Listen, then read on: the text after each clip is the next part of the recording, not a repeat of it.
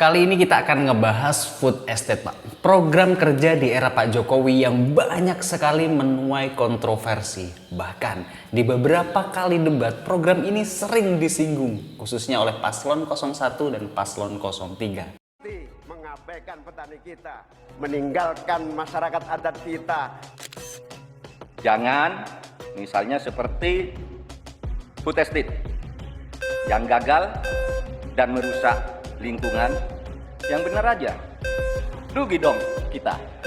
Pertanyaannya, apakah program food estate ini adalah program yang bisa mengantarkan Indonesia menuju negara swasembada pangan? Atau ternyata food estate adalah program kerja yang bisa mengubur nama baik Pak Jokowi? Saya ucapkan selamat datang di Naratalk, sebuah konten react berita sebagai bahan diskusi antara kita.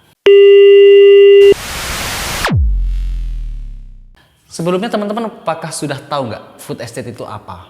Ya simpelnya, food estate adalah program di era Pak Jokowi yang bertujuan ngebuka lahan baru yang akan dijadikan lumbung pangan. Ya simpelnya Pak Jokowi ingin ngebuat sawah-sawah baru.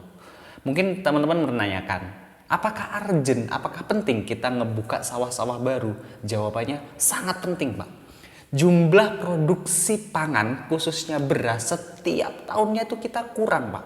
Jumlah produksi beras Indonesia atau yang dihasilkan oleh petani Indonesia itu dalam satu tahun kurang lebih 27 juta ton. Kalau kita melihat angka ini seolah-olah besar, tapi ini kecil, Pak.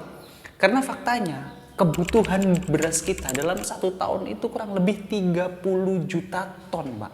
Artinya setiap tahun kita kekurangan beras. Ini beras saja loh ya, 3 juta ton. Maka nggak heran kalau kita selalu impor. Sedangkan di tahun-tahun ini, ya 2020, 2021, 2022, ini impor nih agak susah nih. Karena negara-negara penghasil beras seperti Thailand, Vietnam itu cenderung kayak sok jual mahal, ingin menyimpan berasnya.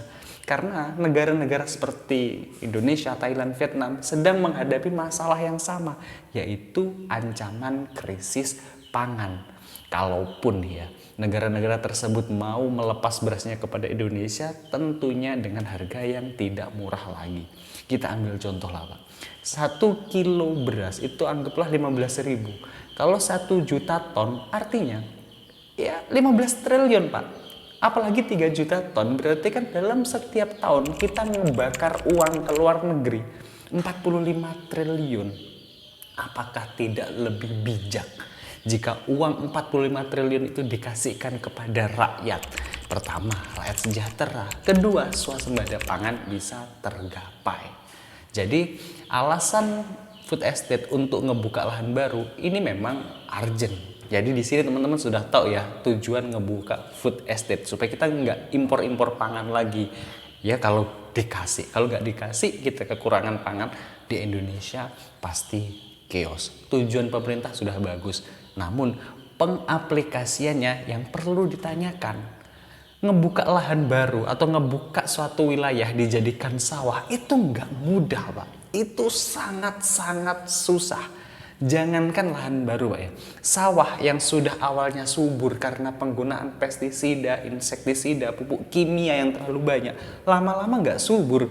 Untuk menyuburkan kembali itu membutuhkan waktu bertahun-tahun. Kita harus ngasih mikroorganisme, kita harus ngasih bakteri supaya apa ya, unsur hara yang ada di tanah kembali lagi. Itu prosesnya panjang. Apalagi ini lahan yang awalnya bukan lahan pertanian dibuka menjadi lahan pertanian. Susah, Pak. Belum lagi tidak semua wilayah, tidak semua jenis tanah itu bisa ditanami tanaman pangan. Jadi kesalahan yang dilakukan pemerintah harus mau mengakui kesalahannya dong. Kesalahan yang dilakukan pemerintah, risetnya, penelitiannya itu kurang.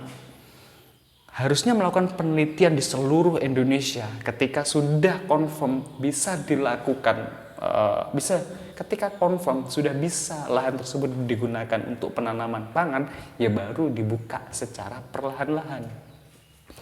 Risetnya masih dipertanyakan, tiba-tiba langsung ngebuka ratusan ribu hektar. Ya hasilnya seperti yang kita perkirakan lah. Pasti kegagalan. Ketika sudah terlanjur ngebuka lahan ratusan ribu hektar, bahkan jutaan hektar, terus gagal panen, ya dampak negatif lah ya Pak yang kita terima, deforestasi, kerusakan ekologi, bencana. Jadi apakah program food estate ini layak untuk dilanjutkan atau tidak? Sekali lagi menurut saya, program food estate ini layak dan harus dilanjutkan karena setiap tahun jumlah sawah kita, luas sawah kita itu terus berkurang. Entah digunakan untuk ngebuat rumah, pabrik atau ngebuat bangunan yang lain, itu selalu kurang. Dan jumlah penduduk Indonesia setiap tahun itu selalu bertambah. Artinya pembukaan lahan baru itu sangat urgent. Namun jangan gerusah-gerusuh dong. Kalau gerusah-gerusuh bukannya solusi yang kita dapatkan, malah bencana. Saran dari saya adalah ya kita harus risetnya harus kita pertegas, harus kita utamakan. Kita ngebuka lahan baru tanpa merusak lahan yang sudah ada. Bagaimana nih pertanyaannya dari teman-teman? Ketika lahan sudah terlanjur dibuka, jawabannya coba dilakukan riset ulang. Apakah benar lahan-lahan tersebut seperti yang ada di Kalimantan, Papua, Sumatera tidak bisa ditanami tanaman pangan? Kalau bisa, kira-kira tanaman apa? Kalau ternyata tanaman pangan tidak bisa, coba dicarikan lagi tanaman selain tanaman pangan seperti tanaman perkebunan supaya tidak gundul, Pak. Karena kalau gundul, ya kasihan lahannya dan kasihan kita sebagai manusia yang akan menerima dampak negatif dari hal tersebut. Kira-kira menurut teman-teman bagaimana? Program food estate ini layak dilanjutkan atau ya sebaiknya diberhentikan di titik ini saja?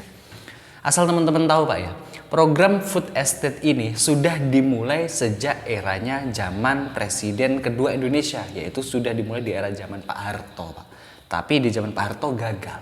Dimulai lagi di zaman Pak SBY. Di era Pak SBY juga gagal. Dimulai lagi di era zaman Pak Jokowi. Dan yang kita tahu keberhasilan program food estate di era Pak Jokowi juga perlu ditanyakan.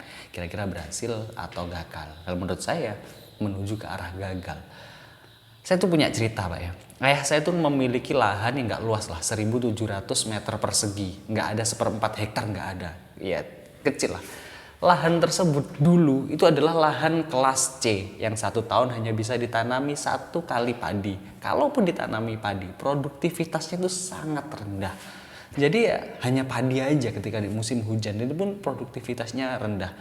Tapi petani-petani di wilayah sini waktu itu nggak ada bantuan pemerintah. Agak kreatif Pak ya, dia mencari tahu bagaimana supaya lahan ini bisa subur. Entah memberikan bahan-bahan campuran seperti arang sekam, seperti mikroorganisme, bakteri-bakteri seperti itu. Pokoknya petani terus mengolah lahan supaya bisa menjadi subur.